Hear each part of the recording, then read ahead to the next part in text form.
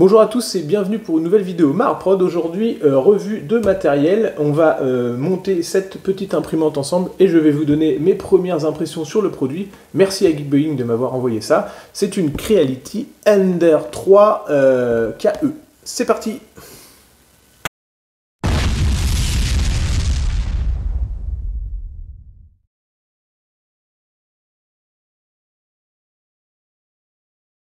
Hop là. Revue de matériel. Je m'installe à mon petit à ma petite installation. Donc vu que c'est un gros carton, je change un petit peu de décor, mais comme ça vous fait voir un petit peu autre chose au niveau de mes petites installations. Donc on sera sur une revue de matériel avec, j'ai mis le carton à l'envers, une Creality Ender. Alors j'ai mis je me suis mis des petites notes parce que du coup je remercie Geekbuying qui m'a encore envoyé de nouveau du matériel qui me permet d'équiper mon atelier, mais que peut-être je vous redistribuerai sous peu pour les participants à mon Tipeee, parce que forcément au bout d'un moment on a du matériel qui s'accumule, il y en a certains qui sont vieillissants et on n'utilise pas tout, et donc je me disais que vu que je reçois ce matériel pour vous en faire la revue, ça serait plutôt intéressant de pouvoir vous le redistribuer à un moment donné, parce que j'ai quand même 3 lasers et 2 imprimantes, donc du coup, enfin au niveau PLA, donc au bout d'un moment, je vais forcément avoir du matériel un petit peu en trop que je ne peux pas forcément utiliser, et que je préfère vous redistribuer. Donc voilà pour ça. Ici, c'est une Creality Ender V3 Ender 3, V3 KE. Alors, il ne faut pas me demander les éditions qu'il y a eu, les différentes éditions, mais on va voir ça ensemble. Normalement, elle est faite du 500 mm seconde, donc j'imagine en vitesse d'impression. Elle a un plateau qui peut chauffer jusqu'à 300, enfin une buse qui peut chauffer jusqu'à 300 degrés Celsius. Elle a un sprite extrudeur, ça c'est pas mal. Et puis elle a un plateau flexible PEI, donc ça c'est pas mal. Je verrai si c'est un plateau qui peut se décrocher, parce que en fait pour décrocher ces impressions, ça peut être intéressant. Et puis comme d'habitude, je vais vous faire un petit déballage. En premier, on va voir comment ça s'installe. Je vais certainement vous faire un accéléré de l'installation de cette imprimante, enfin du montage, et puis après je la testerai et je vous ferai une vidéo plus tard, certainement sur un vlog avec un retour de ce que j'en pense. Alors c'est parti pour ouvrir le colis. Normalement je me suis préparé un peu tout ce qu'il faut pour pouvoir monter ça. J'ai mes petites tournevis à côté si jamais c'est pas fourni avec l'envoi directement, mais je pense que normalement généralement ils mettent en gros à chaque fois les mêmes clés. Donc on va voir si le montage est facilité et à quoi ressemble la notice. Donc encore une fois, ça m'a été envoyé par Geekbuying, que je remercie. Et comme d'habitude, vous pourrez retrouver les codes de réduction que j'aurais réussi à négocier et les codes de réduction qui sont en cours sur certains autres produits. Par exemple, en ce moment, ils ont une offre de vélo électrique. Donc pour ceux que ça intéresse, moi c'est des choses que je n'ai pas testées, je n'ai pas de vélo électrique, je ne peux pas vous en parler. Mais c'est un partenariat avec Geekbuying, donc du coup je vous mets des codes de réduction qui seront disponibles apparemment jusqu'au 17 février. Donc n'hésitez pas à en bénéficier pour ceux qui veulent s'équiper d'un vélo électrique. Mais par contre, moi, je ne peux pas vous faire de revue là-dessus. C'est pas ça qui est dans la boîte en tout cas. Pour ce qui est de l'imprimante, comme d'habitude, les liens seront en description, liens affiliés que vous pouvez utiliser pour m'aider moi au niveau de mon petit service, et puis du coup ça vous fera une réduction quand vous commanderez, si vous voulez commander cette machine en particulier. Alors on arrive sur un colis qui est plutôt bien emballé avec cette espèce de mousse technique là, comme d'habitude, avec des petits inserts qui sont découpés sur mesure. C'est plutôt bien fait, vous voyez, je vous le mets comme ça à la caméra. Il y a directement la notice qui est disponible ici avec une petite tige qui, j'imagine, sert à déboucher les extrudeurs si jamais ils peuvent se boucher. Je ne sais pas si j'ai un extrudeur de rechange, on verra. En gros, c'est une petite tige comme ça là, qui peut être pratique. Également pour les aérographes, tiens, regarde. C'est un peu gros pour un aérographe, mais bon. Donc voilà, on va la remettre là-dedans. Je regarderai certainement la notice tout à l'heure pour pouvoir monter ça sans problème. C'est une imprimante qui va être assez grande. Alors là, on a directement l'écran qui ressemble à un petit portable un peu massif, avec sa plate. Alors est-ce qu'on peut la déplacer pour la mettre dans un autre côté? Parce que je regarde, pour ceux qui ont des espaces, s'ils veulent la mettre à gauche ou à droite, ça peut être intéressant de la mettre de façon différente. Je regarde ça directement, ça se trouve je vais la péter direct, mais... C'est emboîté comme ça, je sais pas trop si je peux la défaire. Ça se trouve c'est fait pour être que d'un seul côté. Donc on a 2 ports USB ici, j'imagine, pour mettre des clés. Puis après on a les ports ici, on a du micro USB-C ici. Donc voilà, on verra quelle qualité d'écran on a. Le câble d'alimentation. Je sors tout sur la table et puis après je me lance sur le montage. Ici on va avoir... Hop là. Donc, je ne sais pas, on verra, c'est peut-être le passage. Là on a les différentes clés, donc comme je vous disais, il y a différents tournevis, il y a les petites clés. Il y a un petit peu de filament pour si on veut tester directement l'imprimante qui est enfermée sous vide, donc ça c'est pas mal. On a un extrudeur de rechange en effet, et puis on a ce petit paquet là. Je ne sais pas à quoi ça correspond, on va regarder. Ah, c'est les petites pincettes. Petites pincettes pour soit avec toutes les imprimantes, donc ça fait, c'est pas de la grande qualité mais ça suffit pour couper du filament. Ça fait toujours un outil en plus. Moi j'en ai pété je sais pas combien mais comme ça parce que c'est pas de la bonne qualité.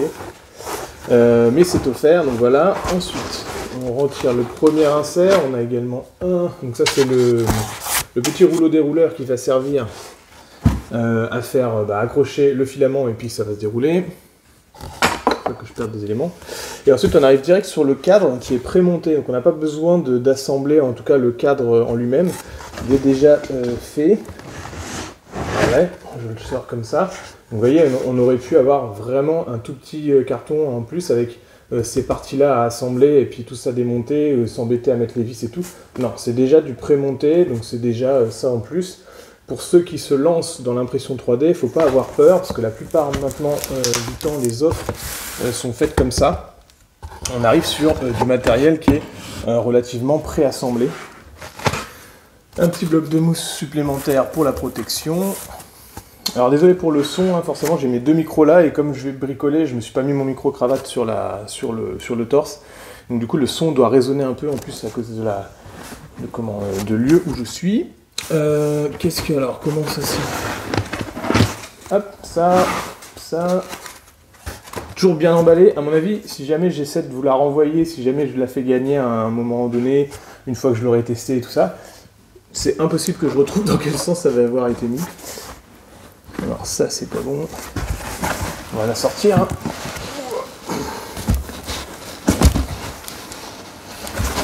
C'est là qu'il me faudra un assistant. Voilà. It was at this moment that Nathan knew he fucked up.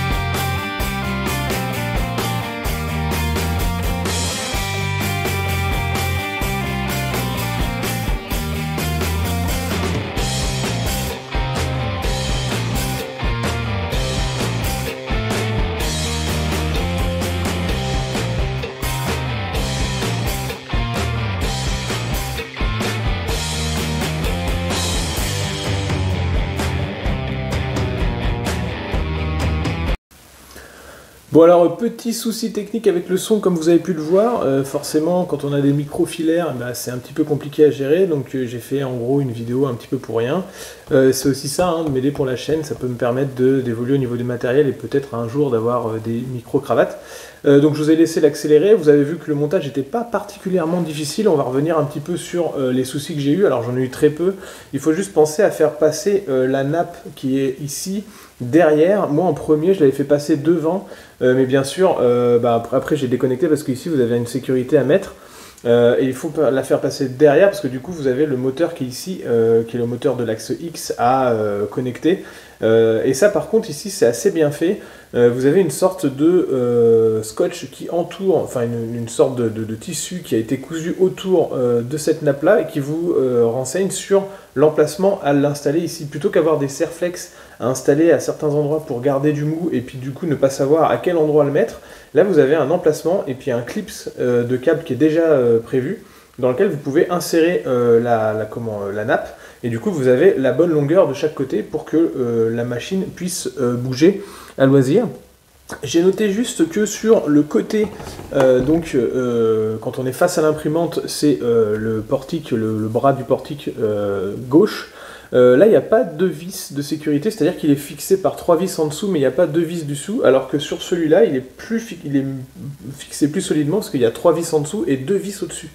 Et là, comme le moteur ici bloque, il n'y a pas les 2 autres vis. Alors, est-ce que ça va gêner? Est-ce que ça bouge un peu plus? Moi, j'ai l'impression que ça bouge un peu plus que celui-là, quand on le fait ça.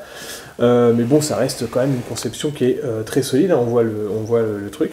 Et donc, l'ensemble de la machine est auto-nivelant, c'est-à-dire qu'en fait, la buse va se tester elle-même ici, au niveau de son plateau, et garder en mémoire la configuration de son plateau pour les différentes impressions. Et donc du coup c'est pour ça qu'il y a tout ce système là, c'est que le plateau est auto-nivelant, c'est assez conséquent. Et puis vous allez voir, on va la brancher tout de suite, vous verrez que l'écran est plutôt bien fait. Vous avez également un petit tube de graisse qui est fourni. Donc là les tiges sans fin filetées sont un tout petit peu graisseuses, mais vraiment très légèrement. Je pense qu'elles sont sèches, donc il ne faut pas hésiter à mettre de la graisse. De toute façon ça va se lisser, ouais, vous en mettez juste un petit peu en bas comme ça de chaque côté, et puis après le déplacement de la machine va faire que toute la tige va se graisser. Il n'y a pas besoin d'en mettre énormément. Ici vous voyez, alors je vais déplacer manuellement ça, il faut éviter de le faire normalement, mais on va, hop, donc là je peux pas le faire, mais c'était pour vous montrer le plateau, hop là, ici. Donc c'est un plateau aimanté, c'est du métal, donc ça c'est trop cool, et c'est déjà texturé, donc du coup vous n'avez pas besoin de rajouter de la colle comme sur certains plateaux chauffants qui sont lisses comme des plateaux en verre. Alors le plateau en verre c'est pratique parce que du coup ça chauffe assez facilement, ça garde la chaleur, et puis vous êtes sûr qu'un verre normalement c'est lisse, mais par contre ça accroche mal, donc vous êtes obligé de mettre des colles, ce genre de choses. C'est le cas de mon Alphaways à côté.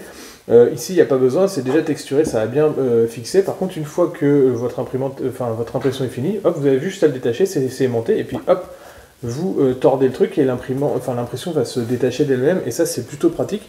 Vous avez 2 petits arrêts ici avec des vis là qui vous permettent de l'engager et puis ensuite de le mettre bien comme il faut, parce que pour éviter que ça ne plaque tout de suite comme ça et que vous ayez du mal à le mettre, vous allez le mettre sur les trucs et puis après hop, vous le mettez directement, ça c'est top. Qu'est-ce qu'il y a d'autre à savoir? Vous avez une petite clé USB qui est fournie avec un fichier directement dessus qui est le petit bateau. Et puis sinon, elle fait relativement peu de bruit. Alors c'est une imprimante classique, on va dire. On va la brancher comme ça. Vous allez voir directement le bruit qu'elle fait. La notice est plutôt bien faite. Elle par contre a une traduction plutôt littérale, c'est-à-dire que vous aurez certaines phrases où on sent un petit peu le Google Trad. C'est pas de la traduction très qualitative, mais elle est bien faite. Vous avez 3 types de notices, c'est-à-dire que vous pouvez scanner pour l'avoir sur votre portable, vous pouvez aller voir sur le site de Creality, vous l'avez également sur la clé, et puis après vous l'avez en papier, et les dessins sont relativement bien clairs pour pouvoir ne pas se tromper au niveau des différents montages. De tous les connecteurs, j'ai trouvé qu'il y avait un petit truc qui était bien, c'est qu'ils nous ont fait des petites bagues jaunes sur lesquelles il y a marqué à quel connecteur correspond quel axe, et ça c'est vachement bien. Par exemple ce connecteur là a un petit X dessus qui correspond à l'axe X, celui-ci c'est le Z, et après vous avez le Y. Je trouve ça plutôt cool. Et donc la machine est fournie directement avec son détecteur de fin de filament, où donc vous mettez la bobine ici, vous faites passer le filament là-dedans qui est le détecteur de filament, et ensuite vous la faites passer ici qui est l'extrudeur. On va la brancher tout de suite pour que vous puissiez voir le bruit qu'elle fait. Hop, c'est parti. Vous voyez, c'est assez léger. Alors ça, c'est la base. Bien sûr, le plateau chauffant n'est pas encore en marche, et puis l'extrusion n'est pas encore en marche. Donc ensuite, vous avez... Ça, c'est le bruit de base. Ensuite, vous avez les ventilos de l'extrusion qui vont se mettre en marche. Et puis ensuite, vous avez évidemment les mouvements des différents axes qui vont faire que ça fait un bruit supplémentaire. C'est standard à toutes les imprimantes, on ne peut pas vraiment avoir du full silencieux là-dessus. Je dirais que les imprimantes filaments sont de toute façon plus bruyantes que les imprimantes laser à résine. Donc vous voyez, vous avez le petit écran qui se lance ici, qui indique à quelle température est la buse et à quelle température est le plateau. Ici la buse est à 14 degrés et le plateau est à 16. Tout à l'heure, donc hors caméra, je l'avais lancé et j'ai fait tout mon speech. Le plateau était arrivé jusqu'à 60 degrés et la buse à 90 à peu près. Elle est censée pouvoir fondre jusqu'à 300 degrés sur ce que j'avais noté. Donc pour certains filaments très précis. Et puis après vous avez toutes les courbes et tout ça, et puis évidemment les différents paramètres. C'est très visuel, c'est comme un portable. Vous n'êtes plus dans un système de menu déroulant un peu BIOS là qui est assez peu pratique. Là vous avez vraiment tout, c'est du clé en main et c'est très facile d'accès. Donc voilà pour ce déballage et ce montage, j'espère que ça vous aura plu. En tout cas, merci encore à Geekbuying et puis à Creality de m'avoir permis de tester ce produit en me l'envoyant. Bien évidemment, je vous ferai un retour plus précis sur ce que je pense de l'imprimante une fois que je l'aurai testé, parce que pour l'instant c'est juste un déballage et un montage, mais je vous aurai donné les impressions sur la structure et la façon de monter, hein. C'est relativement, c'est très simple, hein, franchement ça va. Je vous ferai bien sûr un retour plus complet une fois que je l'aurai testé et que j'aurai fait différentes impressions avec. Il me faut bien sûr un petit peu de temps pour ça. C'est comme c'est un début de partenariat avec Geekbuying. Donc les premiers lasers que j'ai reçus, c'est pareil, il faut que je les teste et tout ça. Donc je vous demande d'être cool là-dessus, c'est que il me faut un peu de temps pour pouvoir tester et vous faire un retour complet. Merci à vous de vous abonner à tous mes réseaux, je vais y arriver. Donc j'ai un Instagram, un Twitch, une chaîne YouTube, j'ai même un Thread, je sais pas encore à quoi ça sert, mais voilà, il y a tout plein de choses. Vous pouvez également m'aider sur Tipeee pour ceux qui peuvent et peut-être me payer bientôt des micros qui ne se déconnecteront pas quand je jetterai un carton dessus. C'est un petit peu compliqué, mais bon, donc j'aurais perdu du temps là-dessus. Et puis, je vous rappelle que vous avez les liens en description pour ceux qui veulent se commander une Creality Ender en réduction en ce moment avec le lien affilié. Et vous aurez également les différentes offres du moment qui sont en ce moment sur des vélos. Voilà, merci à vous, à bientôt à tous et bon modélisme.